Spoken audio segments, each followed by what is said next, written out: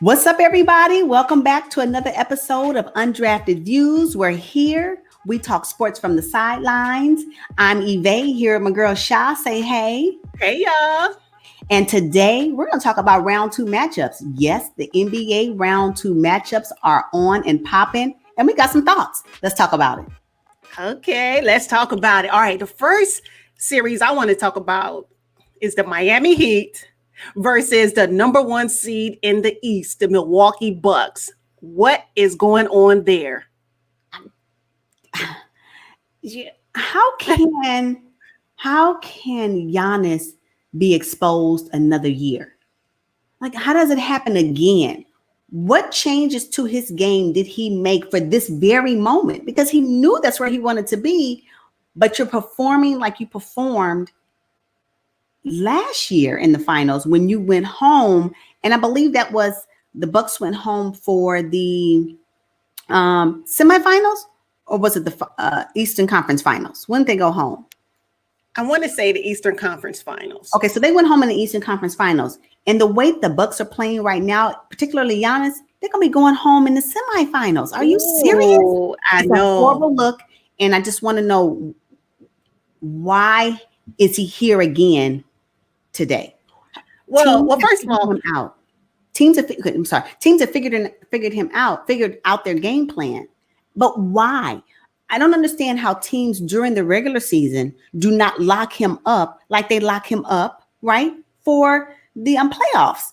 So it gives the Bucks the impression that they're number one, when in essence they may only be number one because teams are not even really checking for y'all right now because they were waiting for the finals. I just don't understand how you can be locked up again another year without major changes to your game. It just doesn't make sense to me. Well, I think he did make major changes to his game because last year he didn't really have an outside shot. He wasn't shooting the three. This year he is very inconsistent shooting the three, but he didn't have that as a part of his game last year. So he included that. In terms of how teams are able to lock him up for the playoffs, I think in his defense, in a playoff series, your opponent is locked in on you completely. So in other words, during the season, you play one game, you may not see them again for 3 weeks. So you're just trying to win that particular game. But now we're talking about winning a whole series. So the coaching staff, all the scouts, they're focused in on stopping Giannis for a series. So I think that's the problem. They figured out his game, and then they use all their effort and energy to figure out how to stop him. And they're forcing his other teammates to win games. And that's just not happening. You know, what's really sad, though, is because his other teammates, when Giannis performs great, his other teammates are really able to kind of just ride in the background, right? Backseat ride and do their little points. But when he is unable to do his move, or he's unable to perform as he used to perform, as he likes to perform, and the other players now have to step it up, they can't do it. They can't handle that pressure. They don't play as free without him having a great game, 35 points, 16 rebounds, 7 assists. If he doesn't have those stats, Chris Middleton can't get off. Eric Bledsoe, George Hill, the Lopez brothers. I mean, it's actually pretty sad that they made it this far only to go home in the Eastern Conference semifinals. Yeah. And you mentioned that he changed his game. Did he really? And he's inconsistent now. So if he did create a perimeter shot where he feels comfortable with the 3-ball, why is he not utilizing that more now? Is it because he wasn't confident in it in the first place, and now he's reverted back to his style of play that he feels most comfortable? But his style of play that he feels most comfortable in the playoffs is not working. It's not working because they've already figured out how to stop it. They've cut off the drive completely. Miami, they shut down the middle. And if that's his strong suit, what else do you have to fall back on? Shooting the 3-ball or shooting the perimeter shot. But even that's not going in. Yeah. So what do you have left? You don't have nothing. And like we've said in previous episodes, it's Giannis or nothing. It's Giannis or bust. But then, so shame on Milwaukee. for not identifying that was an issue last season, and to make sure they don't trade and or get other players that can supplement his gaps in his play. Right, because I think that's really what it's all about. Okay, so we have this superstar, we have these players, and there's gaps here. So who can we build on our team to fill these gaps? That's what the Milwaukee Bucks failed to do for him this season, because now he's looking the same. Now, perhaps, they'll be able to make it a 7 game series. But right now, it's looking really bad because they're 3-0? They are 3-0. Yeah. That's horrible. That's horrible. It's so horrible because it is the same thing that happened last year. That's what I don't understand. So Milwaukee, either it's their coaching, it is their general managers. You guys did not equip your team to combat any other team that's going to lock up Giannis. So if Giannis gets locked up, who is his safety net? Right. They don't have a big 3, and it's hard to get someone. How are you going to get a superstar to come play for the Milwaukee Bucks? It's just not a desirable location. It's a small market, and they don't have a big 3, and everyone else does. Or at minimum, they have a big 2. And Chris Middleton is supposed to be the second option, but he's more like a third option to me. But they're missing another superstar. So because no one wants to come, since Milwaukee is not desirable and they continue to excel during the regular season, they miss out on an opportunity to draft one. Right. Especially coming in number 1 in the East. You're not going to get, you're not going to get a top talent out of the draft being number 1, unless you have some draft picks, but I don't think they do. And that's why it is my belief that Giannis will leave the Milwaukee Bucks. I can see that. I can see it. I can see it. He needs a complementary player to help fill in his gaps. And when he finds whoever that partner is or partners, then I believe he'll be able to win an NBA final. But until then, if he make it past the Miami Heat, good for him. But the way the Miami Heat is playing right now, gosh, they're being outcoached. I just don't understand how it is the same game. You literally took your last year's final MVP strategy. That's what it appears to me. And you plugged it into this year. Well, it wasn't successful. It wasn't. But Coach Bud, didn't he win Coach of the Year? Coach Bud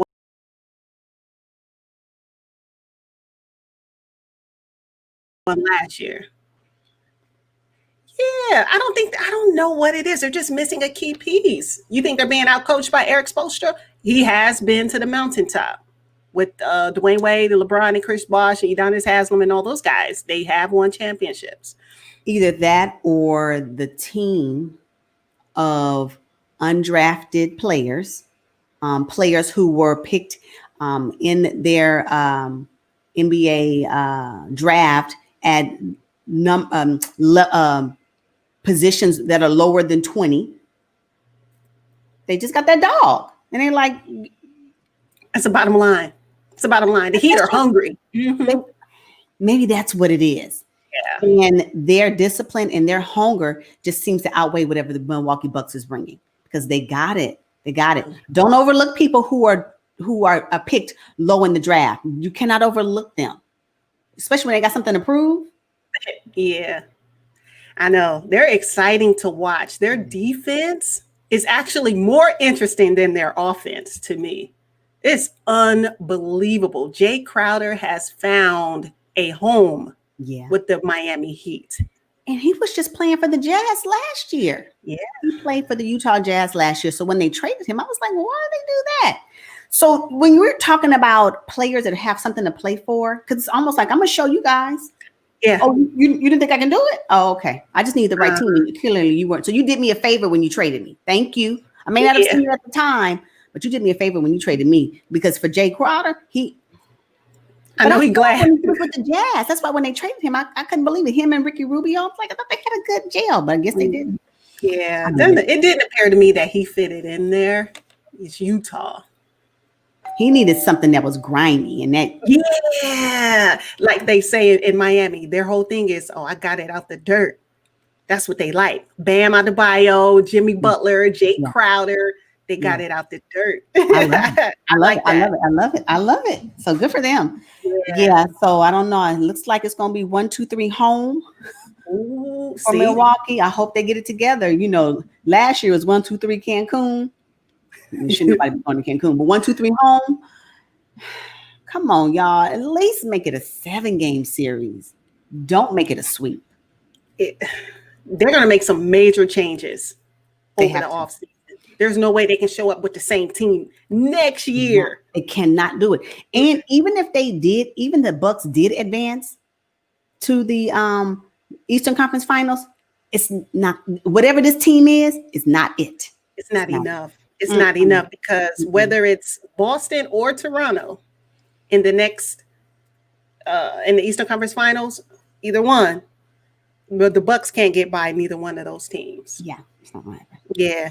Mm-hmm. Okay, so the next matchup in the East that we want to talk about is the Boston Celtics and the Toronto Raptors.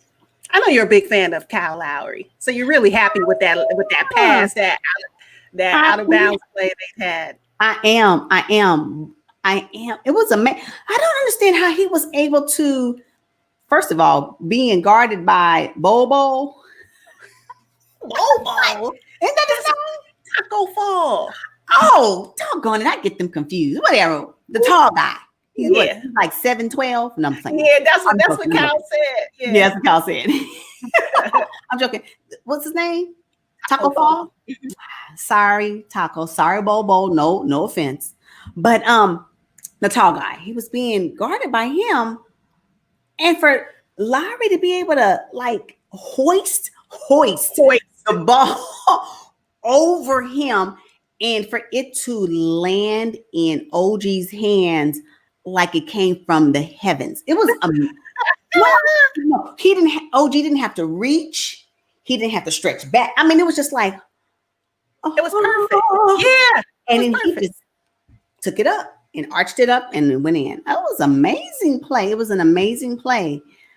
But I don't know, something about Toronto seems a bit off to me. I don't know if it's because maybe they're missing Kawhi, a position or someone like a Kawhi. Because I do believe that Van Fleet can give us what he needs. You know, when his 3-ball drops, he does a pretty good job of there. Kyle Lowry, his defense is top notch. I love watching him defend defenders. I love how he, reaches for the ball, how he does all his things. But Siakam, it's like somebody is missing. There's a piece that's missing. And I don't know if it's Kawhi. Siakam's supposed to fill that particular spot, whatever that is, but something is missing from them. And this series is giving them a run for their money. But again, last year they were down 2 and Toronto went further. So, it's still, I guess it's a little early for Toronto. I believe they can find their way. Nick Nurse is a great coach. He's coach of the year. So hopefully they can, continue on so they can make it to the Eastern Conference Finals. But they're going to but if Boston do it. Yeah. Honestly, I don't think anything's missing in Toronto. I think they've met their match.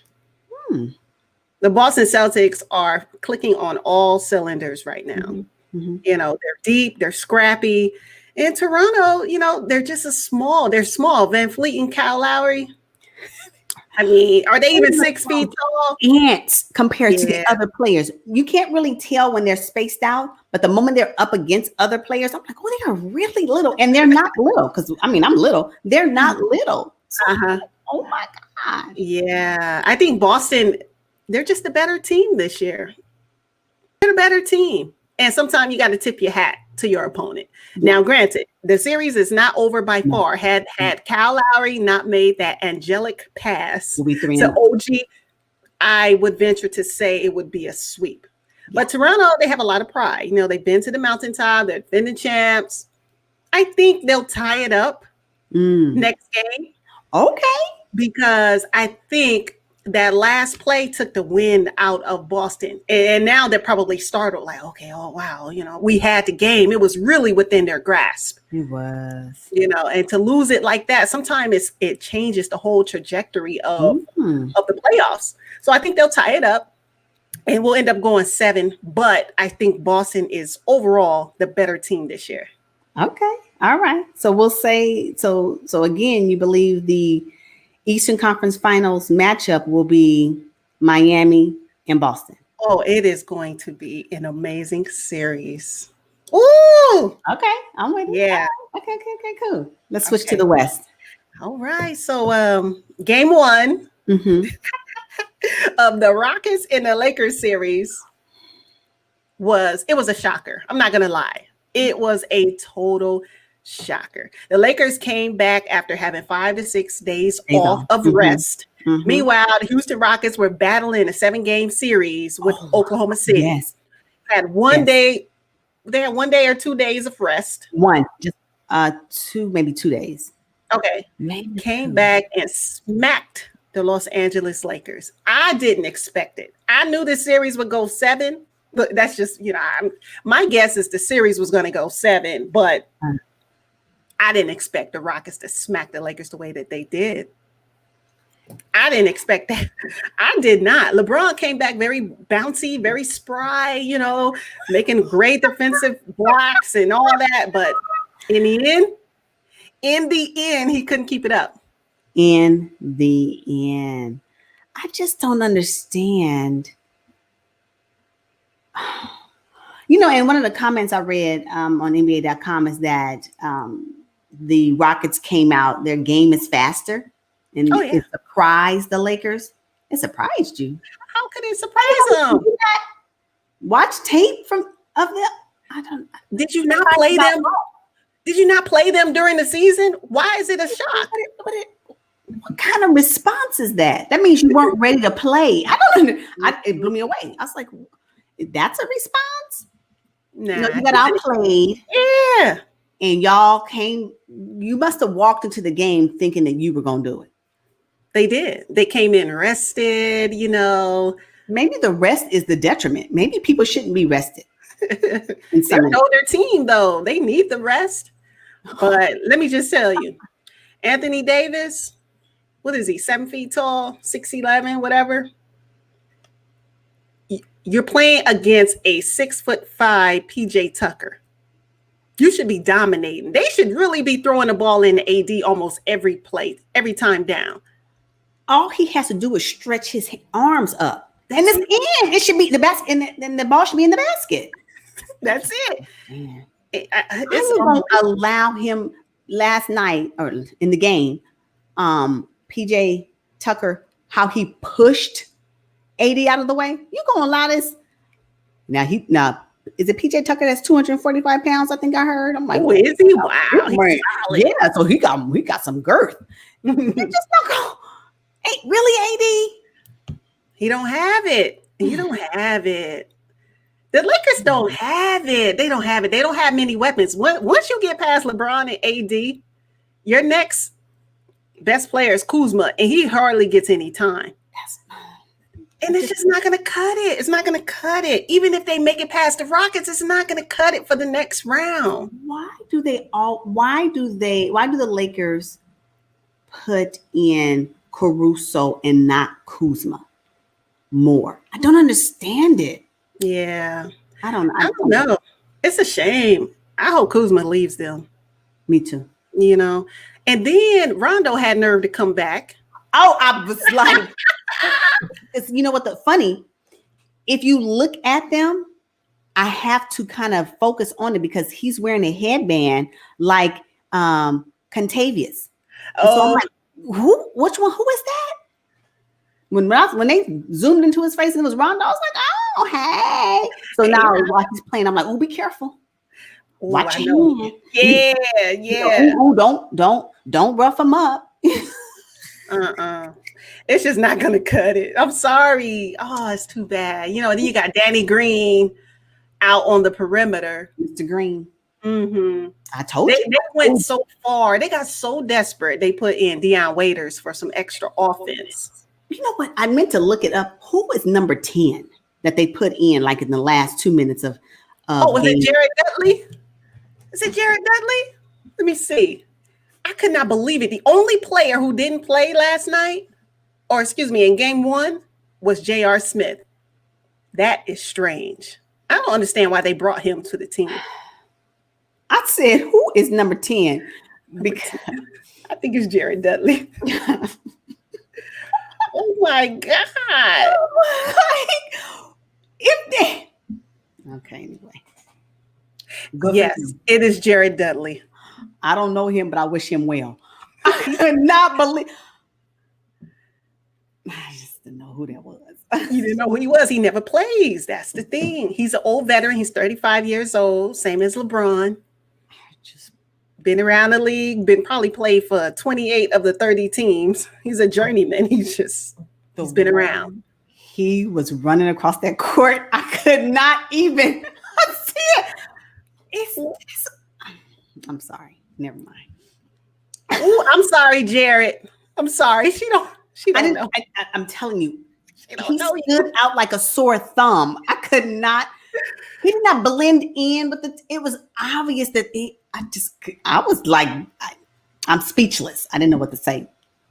Anyway. Yeah. And why did the Lakers give up for them to take AD and LeBron out of the game in game 1? Yeah. Why would you 2:45 left in the game? No. On the bench?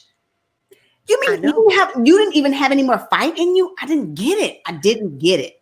I was surprised too. On the bench, 2 superstars with 2 minutes and 45 seconds left in the game, and y'all on the bench? I can't believe Frank Vogel. You could have won that game. Yeah, they could. I think at that point they were down maybe 12 points. Maybe. I have seen teams do damage in 1 minute. You mean to tell me y'all couldn't do damage in 2? I'm done. I know. That was disheartening. It was. I was like, oh my God, what is it, a timeout? Why are they going to sit down? Couldn't believe it. I couldn't believe it. Frank Vogel, I'm gonna need you to do better though. I'm gonna need him to do better. Even if Frank Vogel said, why wouldn't they protest? Because we are talking about superstars. We're talking about AD and LeBron, who should be out on the floor until the game is over. Yeah, because Harden and Westbrook were still out there. So that meant that Coach D'Antoni thought it was possible that the Lakers could make a run. Mm-hmm. We're not talking about a 30-point lead. No. 12 points at best. He waved a white flag. You couldn't get stops from the Rockets. They didn't believe in themselves. They didn't believe. It's not gonna cut it. It's not. Miami Heat would have never pulled that stunt at 2 minutes and 45 seconds left in the game. Never. Yeah. 2 minutes and 45 seconds in a game is a lifetime. It's a lifetime in the NBA. And if you are playing the game, you should know that. It is a lifetime. Mm-hmm. Teams have been upset in less than that. Yes. I couldn't believe it. I was like, why would they take him? And I get when the score is, 30 point. I get it. Sit your players down is cool. But we're talking about maybe 12 less than 12 points. Yeah, it was within reach. Yes. Mm-hmm. So it was disappointing to see them sit down and be really okay with that. I mean, I'm talking about okay, well, wipe the face. I don't expect to see that from superstars. And then they sat down next to each other I don't know. It's just they don't have that grit. It's not going to happen. All right, so the next series, which was a complete dud for game 1, was the Clippers and the Nuggets. A complete blowout. And if that's any indication of what's to come, I guess the Clippers will make it to the Western Conference Finals. And get more rest. I attribute it to the Nuggets just being exhausted. Mm-hmm. That's how I feel. I do believe that the Nuggets will be able to bring it in game 2. I am looking forward to that. So hopefully, and just say, oh, we got this. No, you don't. Mm-hmm. I just think they were tired. They hustled hard in game 7 against the Jazz. They were exhausted. And if you watched Murray when he in his press conference, when he found out that they were playing in the 1 day away, He was like, oh, I thought I would have more time. Even in mine, he was like, I need at least 2 days, not just one. I believe everyone lost it. That's no excuse. I'm not saying it is an excuse. And if they don't bring it, then they will be going home. So of course. Yeah. They showed a little snippet. I don't know if it's kind of advertising spot or something, but they said Murray was in his room folding his clothes. I didn't really like that. Why are you folding your clothes, dude? Shouldn't you be fighting for the next game? Why are you in your room folding your clothes? Because the whole clip was he was in his room folding his clothes, texting his team that he wasn't ready to go home. Why was he folding his clothes though? Because it was right before game 7. So he didn't think they were going to win. That's unacceptable. No, they probably all had to check out of their hotel. Both teams. Think about it. Check out of the hotel. Yeah. Once the game's over, once the games are over and they've lost the series, from what I understand, they go to a holding place until they board their flight. They don't go back to the room. It's over. It's done. Okay. So both teams were in the room folding their clothes prior to game 7. Probably. I wouldn't be surprised. Yes. If I understand the process, yes. Yes. Okay. Yes. All right. Okay. All right, Lori. Check out or whatever. Because if they lost, they couldn't go back to I know that whatever team lost didn't go back to the hotel. That's crazy. They were leaving Orlando the night of their loss. Yes. Mm-hmm. That is crazy. Okay. Well, I'll give him a pass, but I still didn't like it. I'm like, nah, you should be expecting to come back to your room and to go on to the next series. Maybe, yeah, not if everybody had to check out. Okay. So, all right. Yeah. All right, cool. So we'll see what happens with that series. I don't really have much to say about it because it was a complete disaster. And it's game one. And it's game one. It's game one. And likewise, even for the Lakers and the Rockets, it's game 2. Game 1. It was game 1. So it's game 1. So I'm okay with it. Yeah. I'm okay with it. So we'll see. We'll see. Okay, well, that's it. Yeah. All right. So thank you all for tuning in to another episode of Undrafted Views. We will see you guys on the next one. But until then, peace, y'all. Peace.